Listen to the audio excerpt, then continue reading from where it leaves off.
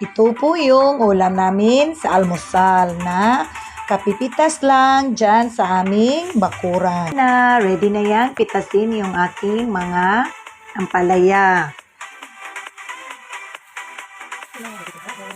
Malaki na ito at napakaganda. Yan. Napakasarap talaga sa pakiramdam na mag-harvest ka na sa iyong mga tanim. At pwede na itong yung uulamin. Ayan, napakaganda niya. At yung pambalot nito, ito-transfer ko dito sa maliit. Yan.